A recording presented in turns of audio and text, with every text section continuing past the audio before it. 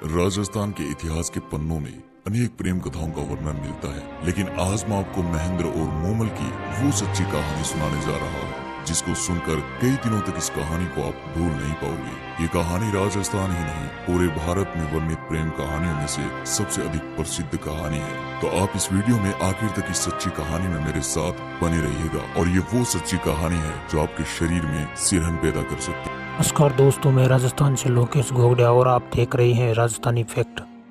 आप चैनल को अभी सब्सक्राइब करने के साथ कमेंट बॉक्स में अपनी गांव या शहर का नाम जरूर लिखते जाइएगा और इस सच्ची घटना को पूरा जरूर देखिएगा। इस कहानी की शुरुआत होती है राजस्थान के पश्चिमी क्षेत्र में बसे अमरकोट से, जो वर्तमान में पाकिस्तान में स्थित है। उस वक्त इस अमरकोट का शासक था राजकुमार महेंद्र, जो बड़ा ही पराक्रमी राजा होने के साथ दिखने में ऊंची लंबी कदकाठी का बड़ा ही सुंदर राजकुमार था, जिसके चेहरे पर सुंदरता का एक अलग ही तेज था। और इसी सुंदरता ने शायद इस कहानी को जन्म दिया, जो इतनी दुखदायक थी कि इसके बारे में लिखते वक्त शायद इतिहासकारों के भी हाथ कांप उठे होंगे। दरअसल दोस्तों, एक दिन महेंद्र अपने बहनोई हमीर जडेजा, जो गुजरात का शासक था, उसके साथ शिकार पर जाता है। लेकिन आज महेंद्र ने ठान रखा था कि वो आज खरगोश का शिकार करेंगे। तो इस खरगोश की तलाश में महेंद्र और उसका बहनोई हमीर जडेजा निकल पड़ते हैं। वो अपने क्षेत्र में खरगोश की तलाश करते हैं, लेकिन उन्हें खरगोश कहीं पर भी नहीं मिलता है। लेकिन महेंद्र ने ठान रखा था, तो एक बार फिर वो खरगोश की तलाश में जुट जाते हैं, लेकिन खरगोश अब भी नहीं मिलता है। इसलिए वो खरगोश की तलाश करते करते अपने क्षेत्र से बहुत दूर निकल जाते हैं और राजस्थान के जैसलमेर तक पहुंच जाते हैं। तभी अचानक महेंद्र के बहनोई हमीर की नजर पड़ती है एक खरगोश पर, और महेंद्र जैसे ही उस खरगोश का शिकार करने वाला था कि अचानक ही खरगोश वहां से भाग पड़ता है, और महेंद्र और हमीर खरगोश का पीछा करते अब पहुंच जाते हैं राजस्थान के जैसलमेर के लोदरवा के पास काक नदी पर, जहाँ वह खरगोश काक नदी में कूद जाता है और शिकार उन दोनों के हाथ से निकल जाता है। और अब महेंद्र और हमीर थक हार कर उस नदी के किनारे एक पेड़ के नीचे बैठ जाते हैं,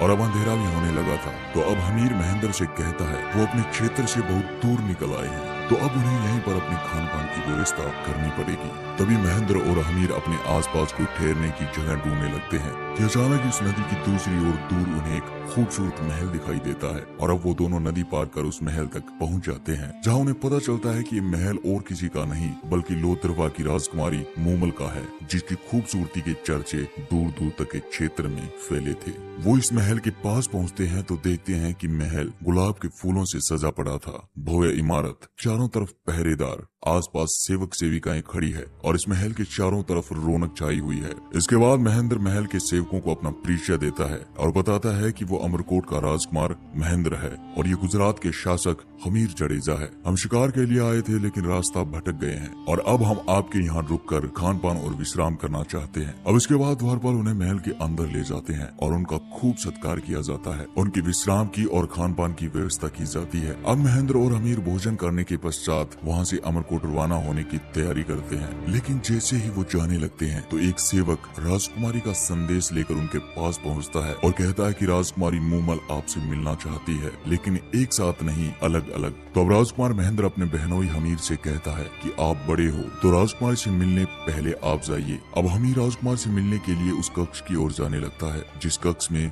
मोमल रहती है। लेकिन हमीर उस कक्ष में जाने वाले गलियारे में प्रवेश करता है तो हमीर को कक्ष का रास्ता बड़ा ही विचित्र लगता है। अब हमीर जैसे ही कक्ष की ओर थोड़ा आगे बढ़ता है तो वह देखता है कि सामने उस रास्ते पर बाघ, शेर और मगरमच्छ जैसे अनेक खतरनाक जानवर थे, और ये देखते ही हमीर तुरंत ही वापस मुड़ जाता है और आकर महेंद्र को बताता है कि ये कैसी विचित्र महिला है जिसने अपने पहरेदार के रूप में खतरनाक जानवरों को रख रखा है। ये सुनते ही तुरंत महेंद्र कहता है कि मैं जाऊंगा उस राजकुमारी से मिलने जिसने अपनी सुरक्षा के लिए इन खतरनाक जानवरों को रखा हुआ है। और इतना कहकर महेंद्र हाथ में तलवार लिए राजकुमारी मोमल के कक्ष की ओर जाने लगता है, और वह जैसे ही कक्ष के पास पहुंचा तो सामने एक शेर को देखता है और अपनी तलवार से उस शेर की गर्दन धड़ से अलग कर देता है। और गर्दन अलग होते ही महेंद्र को पता चलता है कि ये सब असली नहीं बल्कि मोम के हैं, लेकिन देखने पर असली प्रतीत होते हैं। अब इसके बाद महेंद्र राजकुमारी मोमल के कक्ष तक पहुंच जाता है, और वह जैसे ही कक्ष में प्रवेश करता है तो सामने का मंजर देखकर महेंद्र की नजरें ठहर जाती है। वह सामने देखता है कि एक सुंदर कन्या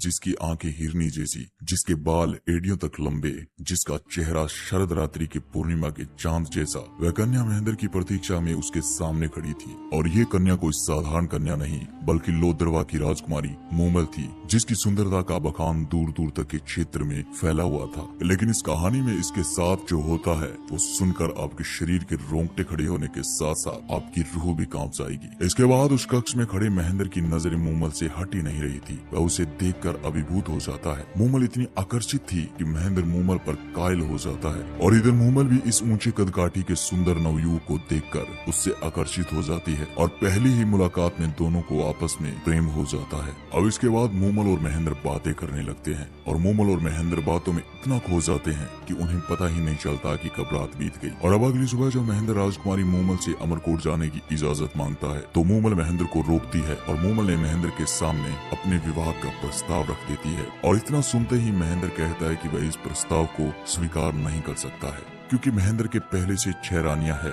लेकिन अब भी दोनों एक दूसरे से बिछड़ना नहीं चाहते थे। तो मूमल ने महेंद्र से कहा कि आप एक शर्त पर यहाँ से जा सकते हो, और मूमल ने शर्त रखी कि आपको हर रोज मुझसे मिलने आना होगा। तो महेंद्र ने राजकुमारी मूमल की ये शर्त स्वीकार कर ली और इस शर्त को स्वीकार करके हमीश जडेजा के साथ अमरकोट के लिए रवाना हो जाता है। लेकिन अमरकोट आने के पश्चात महेंद्र को हर जगह राजकुमारी मूमल ही दिखाई दे रही थी, लेकिन उसे अंदर ही अंदर एक चिंता भी सता रही थी कि आखिर कैसे वह हर रोज इतने कम समय में अमरकोट से लोथरवा की 100 मील की दूरी तय करेगा। लेकिन उसने राजकुमारी मूमल को वचन दे दिया था तो वह उस वचन को भी नहीं तोड़ सकता था। और इसी चिंता के साथ वह पहुंच जाता है एक ऊंट पालक के पास और उससे कहता है कि क्या कोई ऐसा ऊंट है जो शाम ढलने के बाद उसे जैसलमेर लोथरवा पहुंचा दे और सुबह होने से पहले वापस अमरकोट छोड़ दे। इस बात पर ऊंट पालक राजकुमार महेंद्र को अपना सबसे तेज चलने वाला चीतल नामक ऊंट दे देता है। और अब इस तेज रफ्तार ऊंट चीतल पर सवार होकर रोज रात महेंद्र मूमल के पास मिलने जाता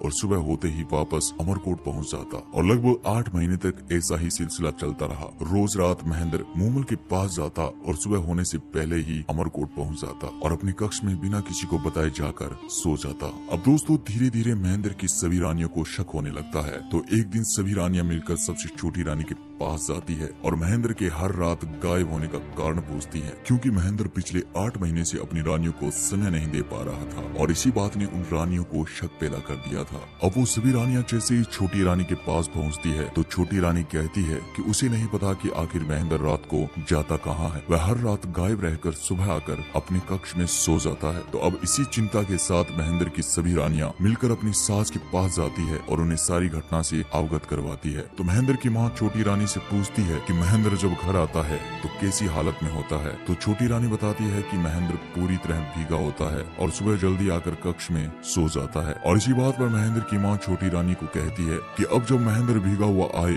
तो एक बार उसके बालों पर चिपका पानी मुझे लाकर दिखाए। और छोटी रानी वैसा ही करती है। वह महेंद्र के बालों से टपका पानी एक बर्तन में इकट्ठा करती है और महेंद्र की माँ जैसे उस पानी को चखती है तो उसे पता चलता है कि ये पानी तो काक नदी का है। बस महेंद्र की माँ को सब समझ में आ जाता है कि उसका बेटा रोज रात उस क्षेत्र की सबसे खूबसूरत राजकुमारी मूमल के पास जाता है जिसका महल काक नदी के किनारे है। और अब ये बात जब महेंद्र की रानियों को पता चलती है तो वो महेंद्र को मूमल से मिलने से रोकने के लिए एक तरकीब लगाती है और वो उस ऊंट जिस पर अब तक राजकुमार महेंद्र जाता था उस ऊंट को जहर दे देती है ताकि महेंद्र लोथरवा मूमल के पास न जा सके। अब अगले दिन जब महेंद्र चीतल के पास जाता है तो वह देखता है कि उसका ऊंट चीतल मरा पड़ा है और ये देखकर महेंद्र चिंतित हो उठता है और वह सोच में पड़ जाता है कि अब वह मूमल के पास हर रोज कैसे जाएगा। और इसी चिंता के साथ एक बार फिर वह उसी ऊंट पालक के पास जाता है और वह ऊंट पालक के पास जाकर चीतल जैसे ही ऊंट की मांग करता है जो उसे चीतल की भांति लोथरवा पहुंचा दे और उसी रात वापस उसे अमरकोट छोड़ दे। और ये सुनकर ऊंट पालक महेंद्र से चीतल जैसा ही ऊंट तो नहीं पर उसकी जैसी रफ्तार वाली ऊंटनी के बारे में बताता है जो उसे उसी रफ्तार के साथ लोथरवा जैसलमेर पहुंचाकर एक ही रात में वापस अमरकोट ले आएगी। लेकिन ऊंट पालक ने महेंद्र से कहा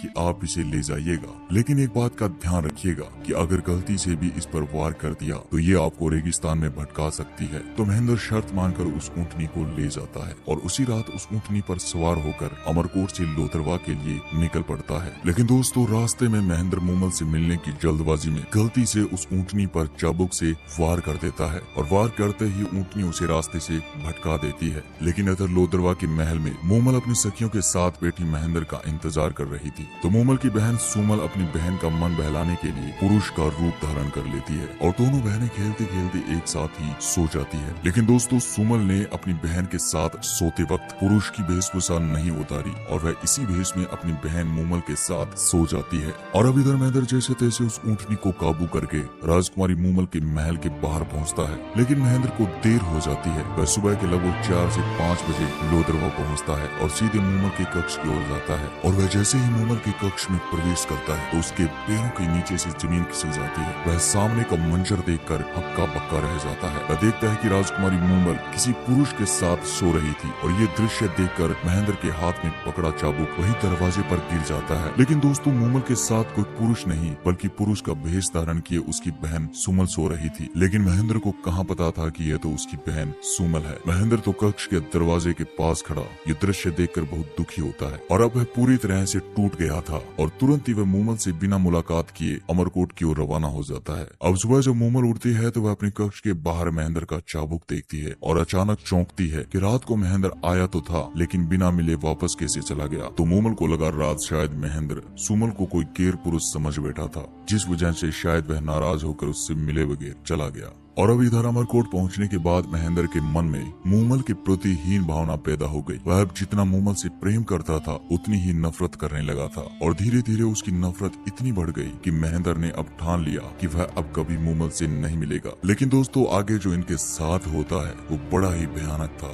बड़ा ही दुखदायक था। अब इधर मूमल महेंद्र के इंतजार में महल के दरवाजे पर अपनी नजर बिछाए महेंद्र का इंतजार करती। लेकिन महेंद्र उस दिन के बाद कभी भी लोदरवा नहीं पहुंचा और अपनी रानियों के साथ अमरकोट में समय व्यतीत करने लगा। अब धीरे धीरे समय बीतता है लेकिन अब भी मूमल लोदरवा में महेंद्र का इंतजार कर रही थी और मूमल की इसी चिंता के चलते उसकी खूबसूरती निढाल होती गई। अब इसमें कई बार मूमल ने राजकुमार महेंद्र को खत भेजे लेकिन ये खत कभी महेंद्र तक पहुंच ही नहीं पाए। ये खत महेंद्र की रानियों तक ही सीमित हो गए। अब काफी समय बीतने के पश्चात राजकुमारी मूमल के सब्र की सीमा टूट जाती है और इसी के चलते राजकुमारी मूमल अपने कुछ सेवकों के साथ लोदरवा से अमरकोट की ओर प्रस्थान करती है महेंद्र से मिलने के लिए। और अब मूमल अमरकोट महेंद्र के महल के बाहर पहुंच जाती है और अपना पैगाम महेंद्र तक पहुंचाती है कि लोदरवा की राजकुमारी मूमल उनसे मिलने खुद आई है। महेंद्र तक ये पैगाम पहुंचता है लेकिन महेंद्र को अब भी मूमल से नाराजगी थी जिसके चलते महेंद्र पैगाम भिजवाता है कि महेंद्र का स्वास्थ्य खराब होने के कारण वह राजकुमारी मूमल से